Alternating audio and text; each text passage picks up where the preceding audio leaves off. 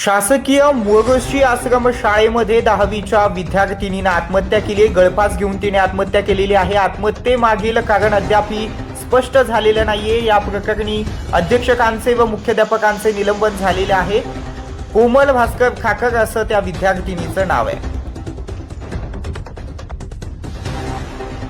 भावनेशी अगदी चुकीचा आढळला तर आमच्या कारवाईत तो येईल. ओके, तुम्ही त्याची काळजी करू तुम्ही काळजी करू नका. ह्यात कुणी वाचत यात कुणी वाचणार तुम्हाला नाही. सगळ्यासाठी नाही, आमच्यासाठी पालकांच्या भावना आहेत. कारण ही परिस्थिती आम्ही शिकायला जर मुलं पाठवतो तिचा जो आणि जीव अशा गेला पद्धतीने आमच्या डोळ्यात जर मुलं जर हे होत असतील 100% तर दुर्दैवी आहे ती गोष्ट. कुणाच्याही घरातला जीव कुणाच्याही गेला तर घरातली तुमच्या मुलगी भावना आपण तेवढ्या भावना जेवढ्या त्याच्यात संवेदनशील आहेत तेवढ्या आमच्या आहेत. जे काय तपासात तुमचे जबाब होणारच आहेत. जे काय निष्पन्न होईल त्यामध्ये त्याचा जो कुणाचा दोष आढळेल तो ह्यांची कारवाई वेगळी असेल, आमची कारवाई वेगळी असेल. आम्ही कारवाई त्याची करणार. अजिबात काळजी करू नका.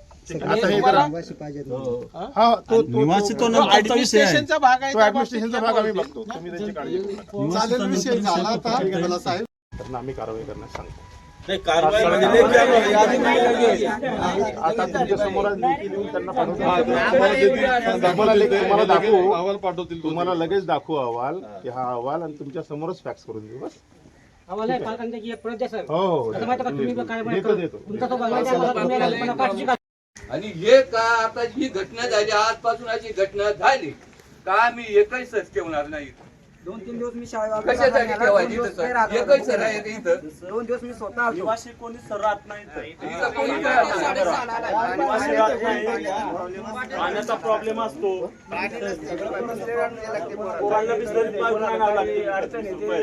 विचारायला पाहिजे ना. इथं काही आपल्याला जातात बाहेर तिथं रोडला काय जर झालं हे म्हणजे असं आहे का, हे मेन रस्त्यावर आणून कोंडायची. रोड वरला आणि हे बाहेर 4:30